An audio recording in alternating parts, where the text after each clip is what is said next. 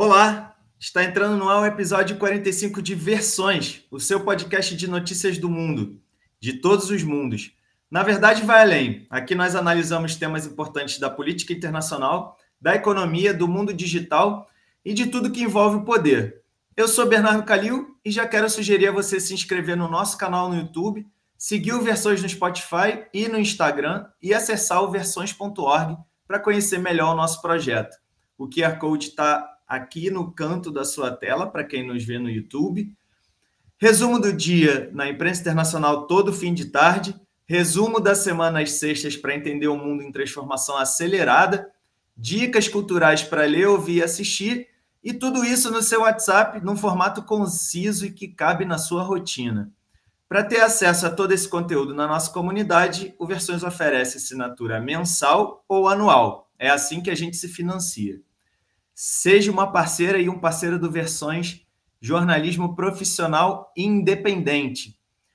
No episódio de hoje, o podcast Versões tem o prazer de receber Francisco Marzinotto, doutorando em Economia Política Internacional pela UFRJ, pesquisador do King's College de Londres e um especialista nos temas da economia digital.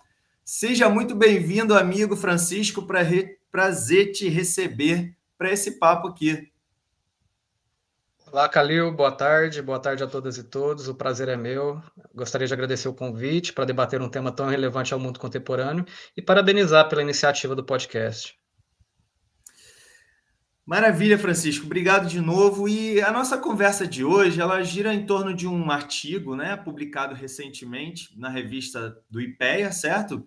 Por você, pela professora Cristina Pessequilo, sobre o que vocês chamam de complexo industrial digital, né? E a inserção do Brasil num ecossistema dominado, né, por Estados Unidos e China.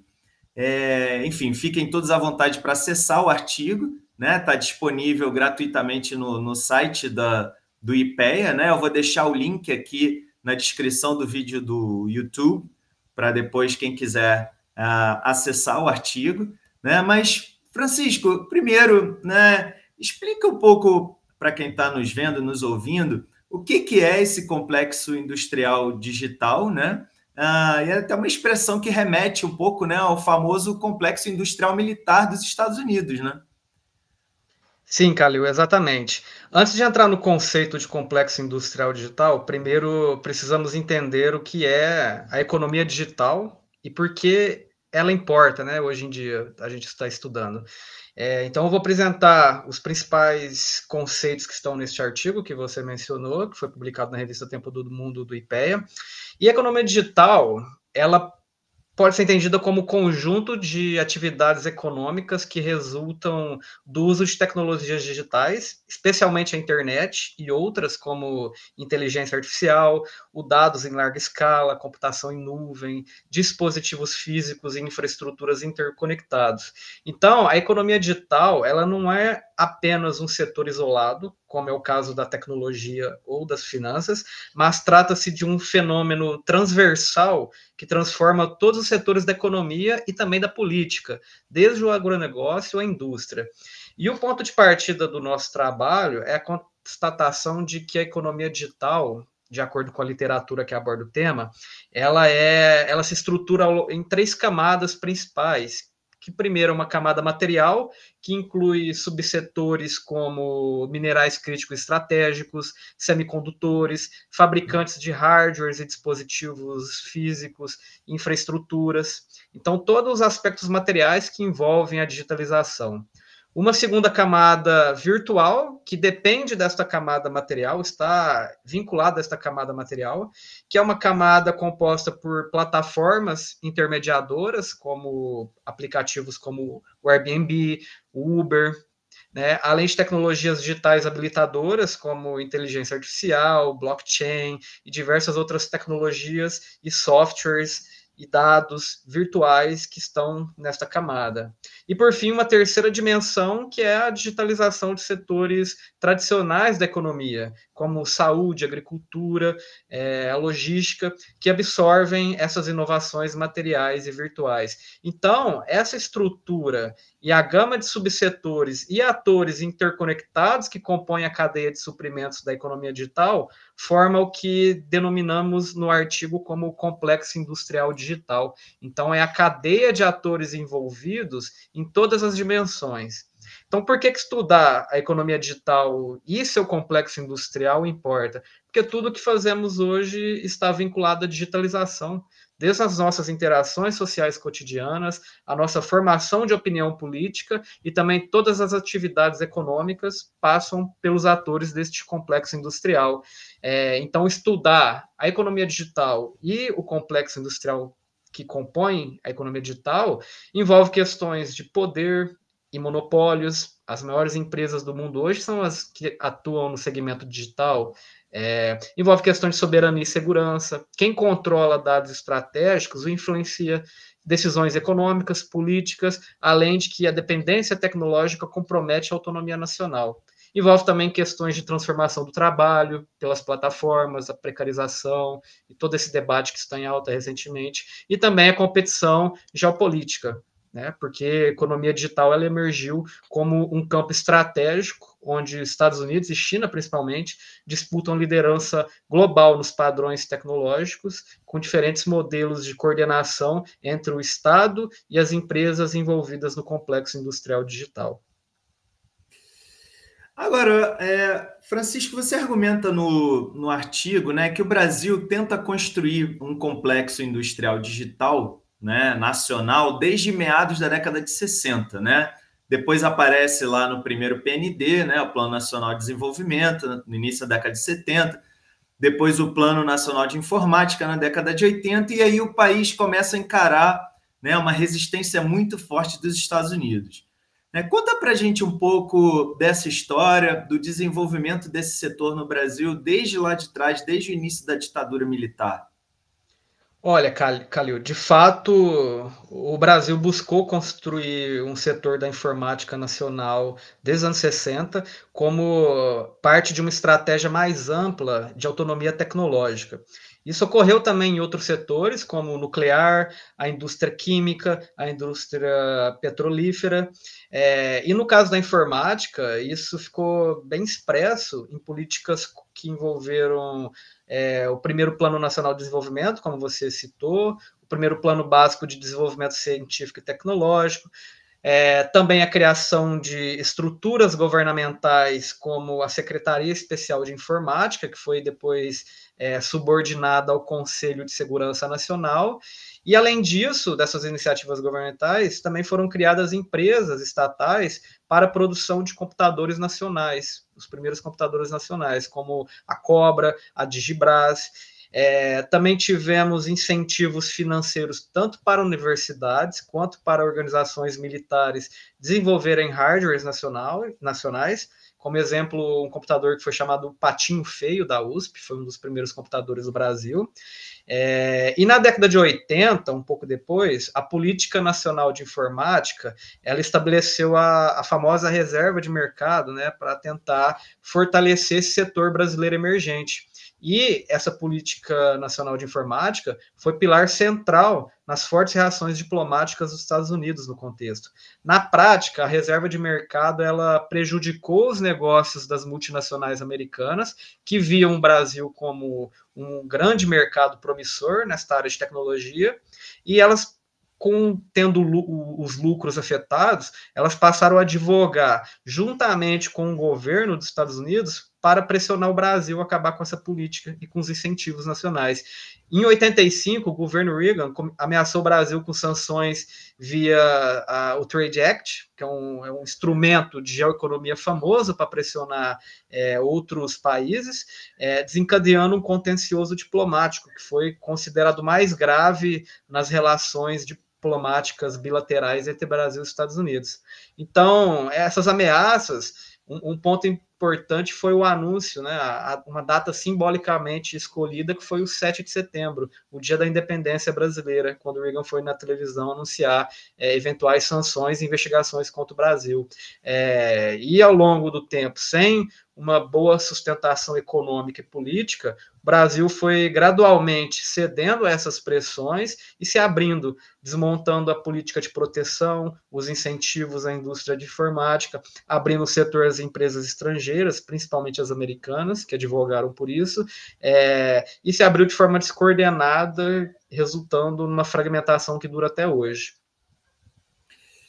Impressionante, Francisco. Agora, um outro ponto que você levanta, né, é a comparação do desenvolvimento do Brasil com a China, né? O incremento dos incentivos, né, dos chineses nessa área de tecnologia, justamente no momento em que o investimento brasileiro estava decaindo, né, na passagem ali dos anos 80 para os anos 90, certo? Fala um pouco para a gente dessa comparação que vocês fazem no artigo, né, do desenvolvimento brasileiro com o chinês. Uhum. Exatamente, Calil. Nesse contexto de abertura, enquanto o Brasil adotou uma agenda de liberalização e enxugamento do papel do Estado, foi um marco, né, da era Collor, principalmente, e o que veio depois, a China ela seguiu uma estratégia um pouco oposta, né? Ela manteve setores estratégicos sob controle, promoveu acordos de transferência de tecnologia via joint ventures, aumentou os investimentos públicos. Então, ao invés de reduzir o papel do Estado, a China também sofreu pressões nesse contexto, é importante lembrar isso. Só que, ao invés de abrir de forma descoordenada, esse país asiático foi eficiente, né, nessa forma de abertura, promovendo acordos de cooperação de forma estratégica. Então, não foi só uma abertura de mercado, mas foi uma abertura controlada, visando a transferência de tecnologia para o país. E o resultado disso foi que, ao longo das décadas seguintes, enquanto a China consolidou seu complexo industrial digital e passou a dominar recentemente as exportações de alta tecnologia, sendo a maior produtora de alta tecnologia do mundo, o Brasil ele regrediu para uma condição de dependência, né? Esse movimento de desindustrialização que tivemos nas últimas décadas. Então, tanto na produção de hardwares quanto nas tecnologias digitais da camada virtual.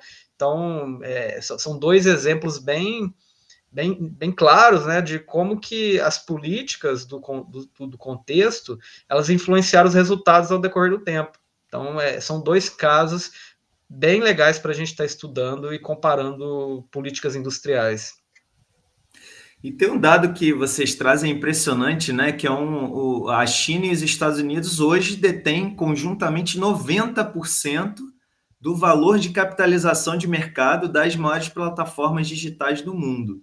Né? Veja você que em tão pouco tempo a China, né, disparou em coisa de 30 anos nesse mercado digital. E aí, vindo um pouco mais para o tempo presente, né, Francisco, vocês fazem um mapeamento ali dos diversos atores, né, como você estava falando, nas camadas material, né, mais básica mesmo, do hardware e o virtual, né, do software. E aí a gente pode citar alguns aqui, né? Vocês fazem o levantamento desses atores aqui no artigo. É interessante ver, por exemplo, que na atividades que vocês chamam de tecnologias habilitadoras, né? Que são os blockchains, a inteligência artificial e tal.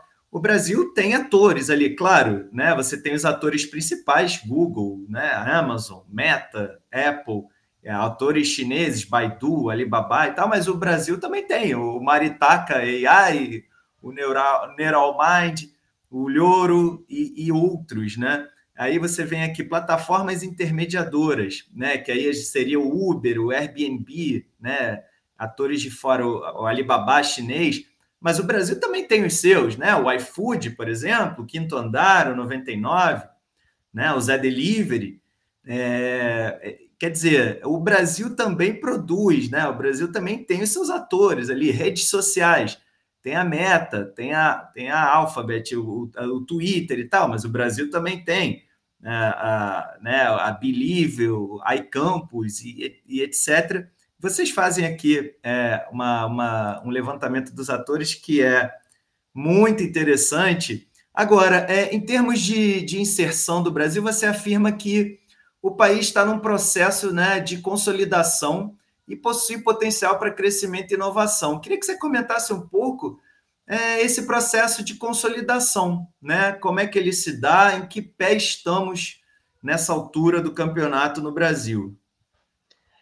Calil, esse dado que você mencionou realmente é bem impressionante. Ele está no relatório de economia digital da ONU, se eu não me engano, do ano de 2019 ou 2020, no qual a ONU busca criar uma metodologia de análise holística para comparar países diferentes e levantar dados para fazer uma comparação de como está a situação de cada país no campo da economia digital. E o termo que eles usam nesse relatório, que eu uso bastante, eles tentam construir a geografia da economia digital, sempre vinculando essa camada virtual, que parece que é onipresente, à geografia física.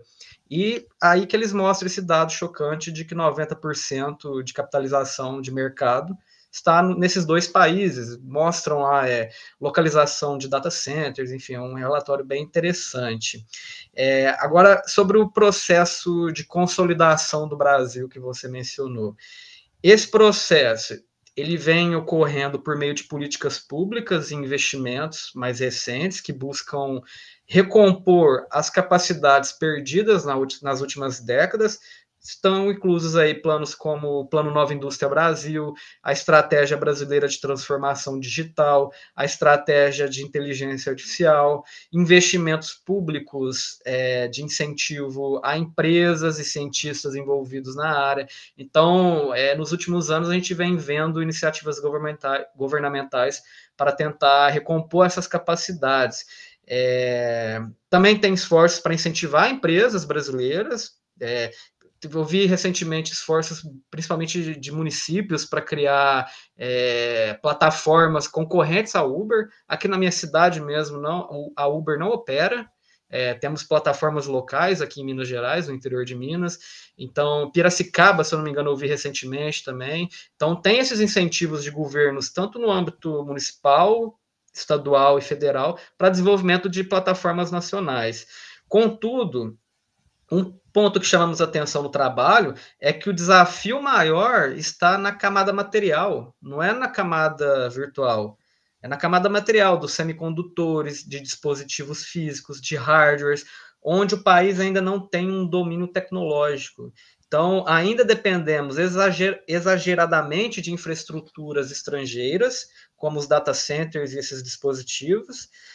Então, meio que não adianta nada a gente desenvolver a camada virtual, a inteligência artificial e as plataformas nacionais, sem termos uma boa base material primeiro. Então, é uma das principais críticas que eu sempre chamo a atenção, porque os dados para desenvolver toda essa camada material, eles acabam sendo processados e armazenados fisicamente em solo estrangeiro, nos data centers da Microsoft, do Google, da Amazon, e isso representa uma vulnerabilidade grave, principalmente um ambiente geopolítico instável que a gente está vivendo.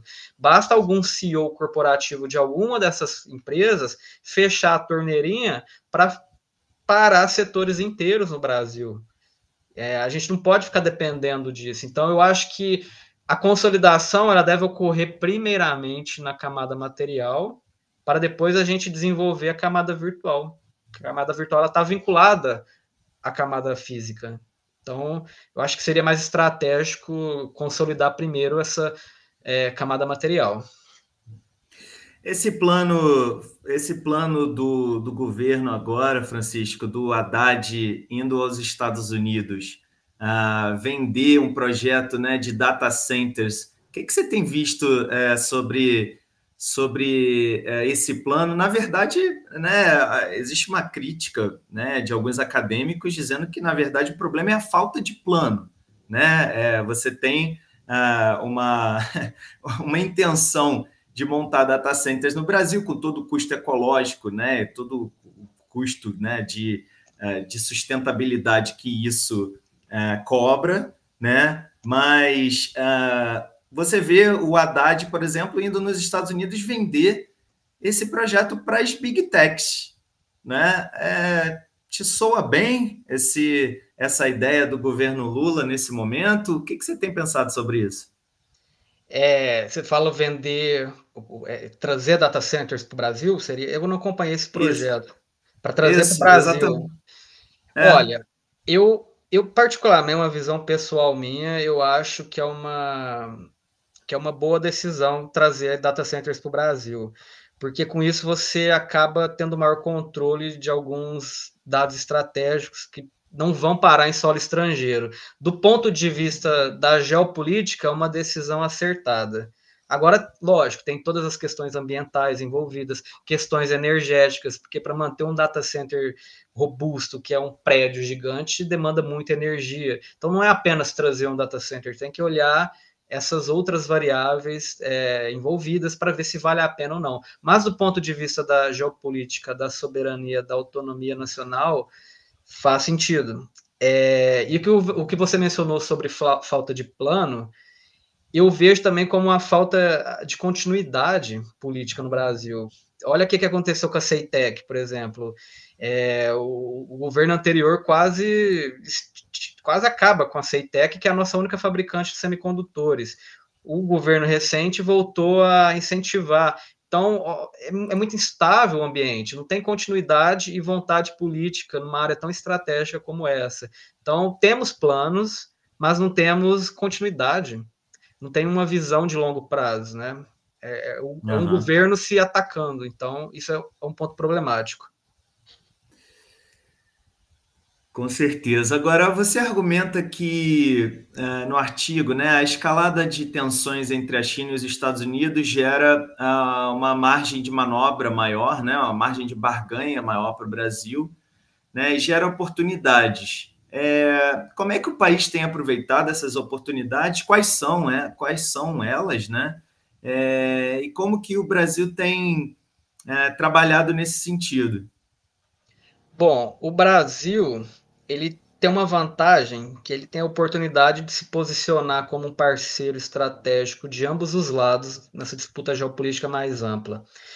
Só que a gente vê nos últimos anos que as relações bilaterais entre Brasil e Estados Unidos têm sido mais conturbadas, digamos assim. Por outro lado, a China ela tem sido mais propositiva, firmando acordos com o Brasil que incluem investimentos, acordos de transferência tecnológica e a participação em setores estratégicos no Brasil. Como exemplo, entre 2023 e 2025, foram assinados diversos memorandos de entendimento com a China voltados especificamente à economia digital, à mineração de minerais críticos e à transformação da base tecnológica para para tecnologias mais sustentáveis.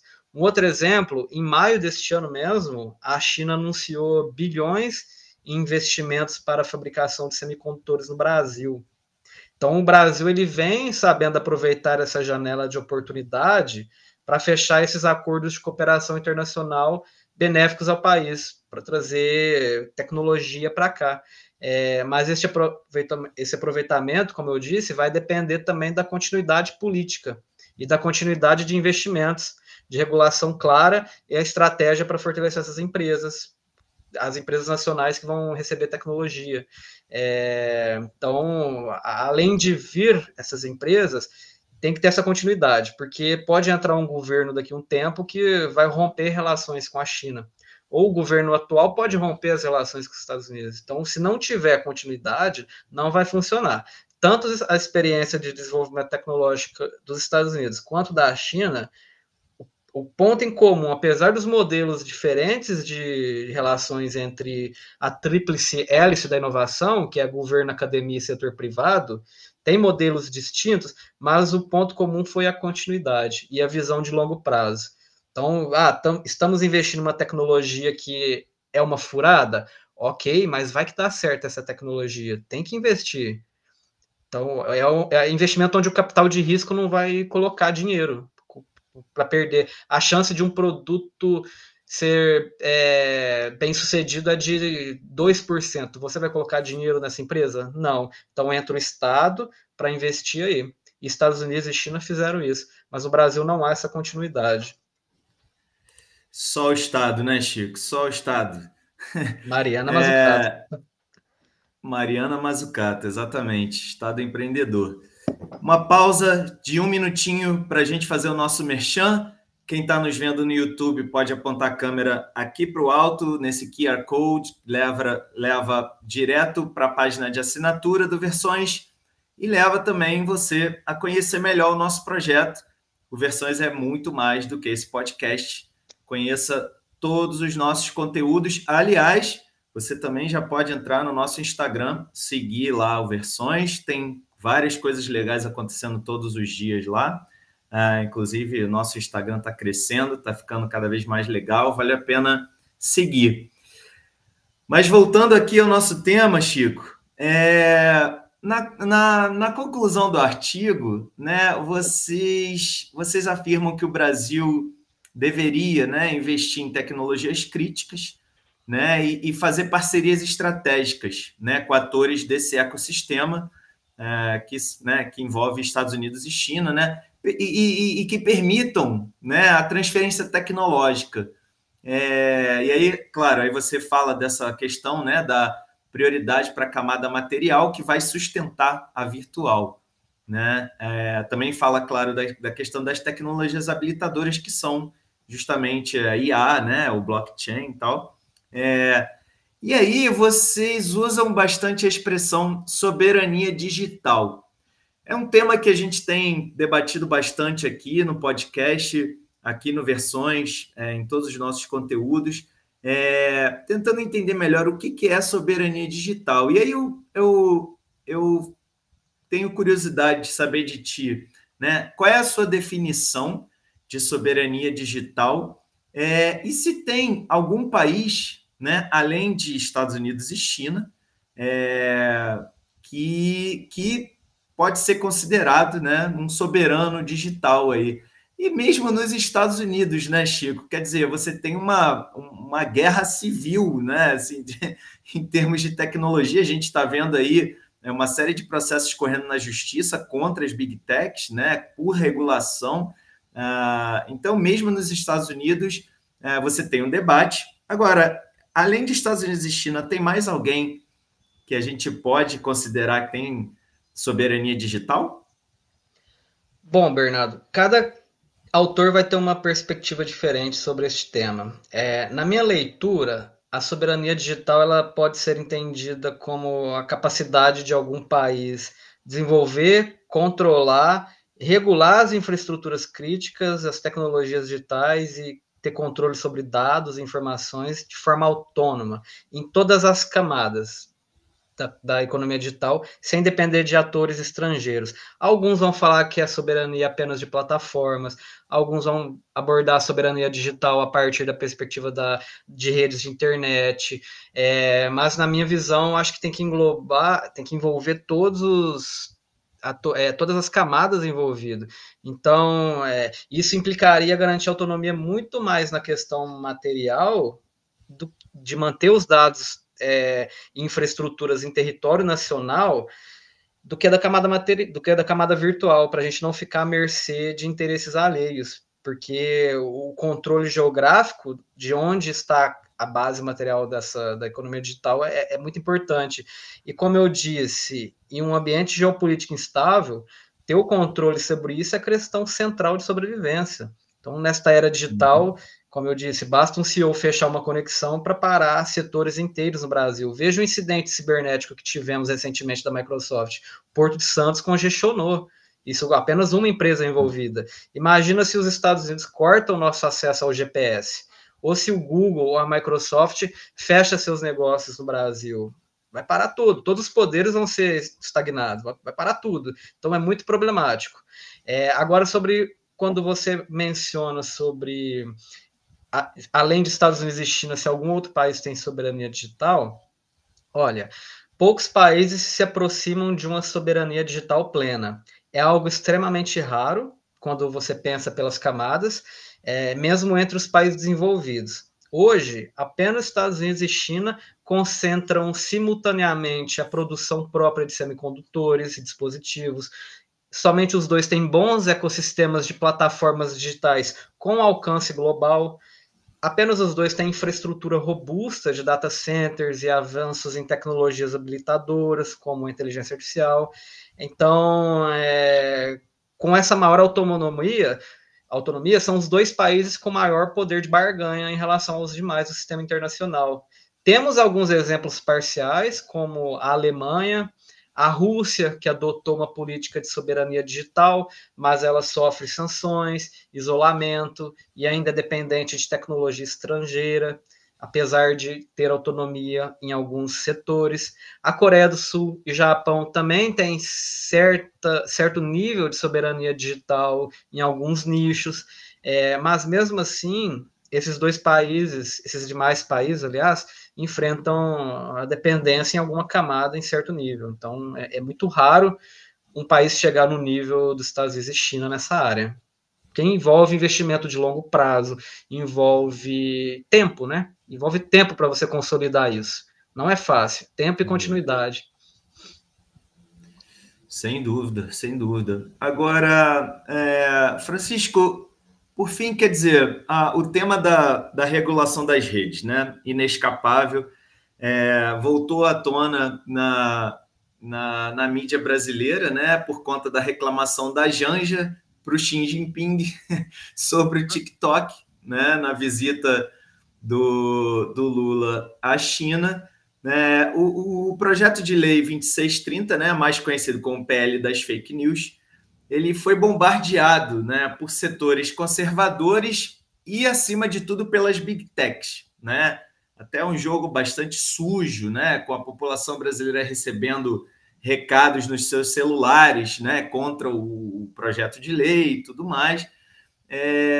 Isso ficou engavetado no Congresso.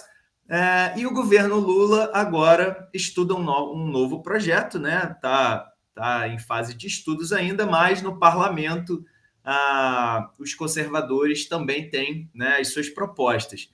Eu queria saber de você, enfim, como é que tem sido essa evolução, se existe alguma chance real, né, uma capacidade política de nós regularmos esse setor, se existe uma capacidade, como houve lá atrás, né, da gente fazer novamente um plano nacional robusto que pense estrategicamente, né, esse setor. E já tem bastante pergunta junto aqui, né? Mas eu vou juntar mais uma aqui e a gente destrincha na sequência. E o que você tem percebido também desse debate da regulação da inteligência artificial, né? Também que é um debate complexo no mundo inteiro, né? Isso aí é incipiente no mundo inteiro, né? E também no Brasil, mas o Brasil tem avançado no debate dessa camada também da inteligência artificial, que é uma ferramenta, um instrumento que cada vez mais dominante, né, no nosso dia a dia. Mas vamos lá, de pouquinho em pouquinho. Você acha que tem alguma chance dessa regulação desse setor evoluir? Como é que você tem visto essa evolução? Olha, Calil, apesar de todos esses obstáculos que você mencionou, há sim chance de avanço na regulação. Na verdade, a regulação, seja das plataformas digitais, com a PL que você mencionou, das Big Techs, ou seja, os novos debates de regulação da inteligência artificial, a regulação é inevitável. Pode demorar, mas ela vai chegar, ela chegará. Nos Estados Unidos está em alta também.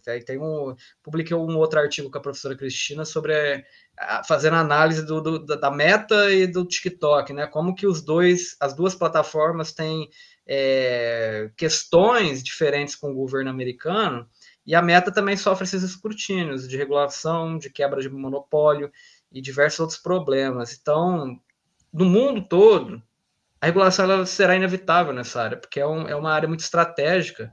Não tem como você não regulamentar uma área estratégica.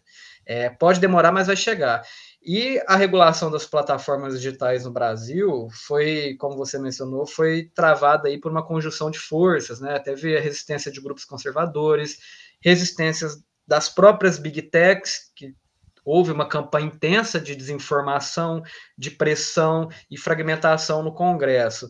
Plataformas como, principalmente o Google, a Meta e o antigo Twitter, o X, atuaram diretamente contra esse projeto, com ações agressivas de lobby.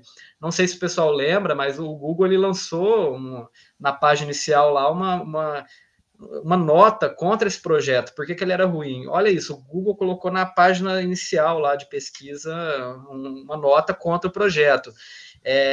Outro exemplo, quando você entra no banco de dados, no banco de vagas de emprego dessas empresas, sempre tem cargos lá de lobistas para o Brasil, geralmente cargos nomeados como especialista de relações governamentais, especialista de política brasileira, alguma coisa nesse sentido, exigindo títulos principalmente de mestrado na área de ciência política.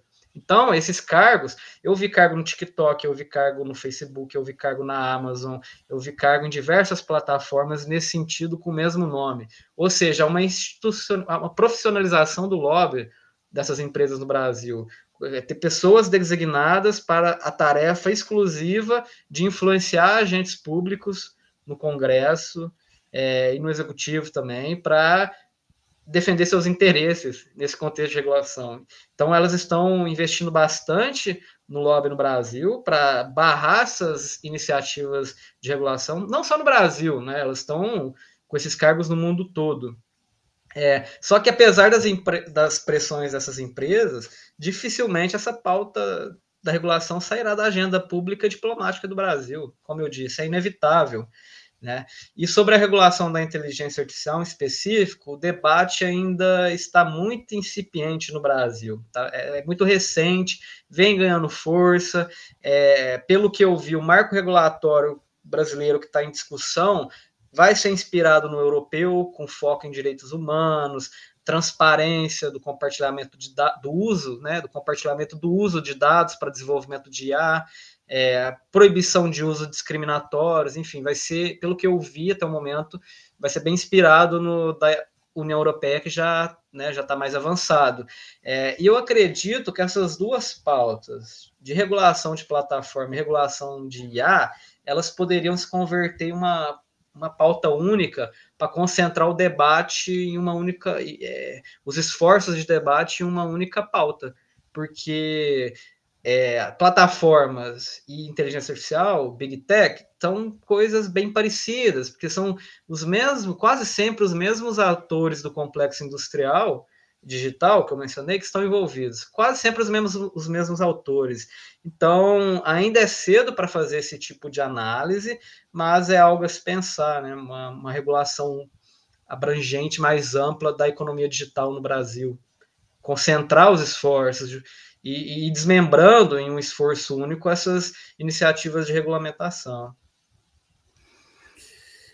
Maravilha, maravilha, Francisco Marzinotto. Muito obrigado pela tua aula aqui, cara. Eu, no final dos nossos papos, em geral, eu peço uma dica de livro e uma dica de filme. Ou uma dica de série também. Mas enquanto você pensa em dicas boas para dar para a gente, eu queria repetir aqui para o nosso público que eu vou colocar o link desse estudo, desse artigo publicado na revista do IPEA, tá? Aqui no nosso YouTube, então você vai conseguir acessar o link. De qualquer maneira, é muito fácil, né, achar esse artigo na própria página do IPEA também, né? Você pode encontrar lá o artigo sobre o complexo industrial digital, né, e a inserção do Brasil nesse ecossistema dominado por Estados Unidos e China. Mas, e aí, Chico? Já lembrou de um... Eu quero saber a sua dica de livro e a sua dica de filme ou série. E aí? Bom, Calil, a primeira de leitura, o primeiro livro que veio na minha cabeça foi um livro do meu orientador lá do King's College, professor Nick, que se chama Capitalismo de Plataformas. professor Nick, ele é uma grande referência global na área de economia digital. Atualmente ele vem trabalhando com essas questões mais na pegada da geopolítica entre Estados Unidos e China, envolvendo tecnologias materiais. Só que a origem dele é esse livro Capitalismo de Plataformas, onde ele começa a desenhar essas transformações que a gente vem vendo, né, nos últimos anos, a ascensão da importância das plataformas, principalmente a partir de 2008, quando a gente tem a computação de bolsa, né, os smartphones, o desenvolvimento de aplicativos e plataformas. Então ele mostra essas transformações do capitalismo com a ascensão das plataformas. Então, de leitura seria esse. Agora, de série ou filme, acho que talvez eu indicaria a Privacidade Hackeada que tem na Netflix. Ótimo. Acho que, se não me engano, é uma minissérie, né? Um filme de episódio único, não lembro de cabeça, mas ele aborda justamente essa questão das redes sociais e como que as redes sociais influenciam a política, né? E os processos democráticos no mundo todo. Então, duas sugestões que me vieram à cabeça. Eu vou aproveitar aqui para divulgar algumas dicas que a gente já colocou no nosso Instagram. Primeiro, o livro do professor Sérgio Amadeu, da Federal do ABC, chamado Tecnopolítica. É um livro que está sendo lançado agora também, semana passada, talvez essa semana, onde ele faz uma síntese de alguns dos episódios do excelente podcast Tecnopolítica, vale todo mundo acompanhar. Uma outra dica que a gente também postou lá no nosso Instagram é sobre um livro também acabou de ser lançado, Empire of AI, né, que são os sonhos e pesadelos da OpenAI, né, da empresa do ChatGPT. E, por último, um livro também que acabou de ser lançado, que é uma espécie de biografia do Sam Altman, chamado The Optimist, né, que já pega uma questão mais pessoal do Sam Altman, o Sam Altman, CEO da OpenAI, do ChatGPT. Então, vale muito a pena também acompanhar o Instagram do Versões para ter acesso a esse tipo de dicas e de números. A gente coloca lá também vários números legais, vários números que você não vai ver na imprensa tradicional, porque a gente vai buscar lá nos meandros das pesquisas acadêmicas, das pesquisas do terceiro setor. Então, em geral, a imprensa tem vindo beber da nossa fonte, Chico. E essa é a ideia do Versões, fazer um pouco esse meio campo aí entre academia e o grande público. Então, papos como esse nosso aqui de hoje contribuem muito, né, para o pessoal entender do que a gente está falando quando a gente está falando do digital, né? Às vezes a gente fica nessa informação um pouco desencontrada, né? É uma enxurrada de informação sobre essas questões de big techs, né? De projeto de lei 2630, e aí você tem desinformação, às vezes, por interesses econômicos, né? E às vezes é desinformação mesmo por quantidade, né? E desencontro de informação na nossa vida cotidiana, né? Informação por todos os lados. Então, um pouco do nosso papel aqui também é colocar a bola no chão, tentar entender de onde vêm as nossas dificuldades e também deixar claro para as pessoas que o Brasil não sai do zero, não, né? O Brasil tem aí uma história nesse setor, claro, uma série de dificuldades, inclusive geopolíticas, né? Para desenvolver esse setor, mas nós estamos aí, nós estamos fazendo, né, do jeito que é possível, né, e tentando desenvolver, e tem muita gente aqui pensando e também fazendo pressão para que isso aconteça, né, para que esse setor se organize melhor, né, e para que o Estado seja capaz de investir, né, e investir a longo prazo, que foi exatamente o que a gente aprendeu aqui contigo. O mais importante é manter o investimento no longo prazo, né? Porque é assim que a gente muda o panorama de um país. Certo, seu Francisco? Certinho, doutor Bernardo. Agradeço o convite. Então, maravilha. Francisco Marzinotto, de novo, muito obrigado pela tua participação. Terça que vem, mais um convidado especial, uma convidada especial no podcast Versões. Até lá. Obrigado, Chico. Tchau, tchau. Obrigado, Calil. Parabéns pela iniciativa novamente. Valeu. Tchau, tchau. Um abraço. Abraço, tchau.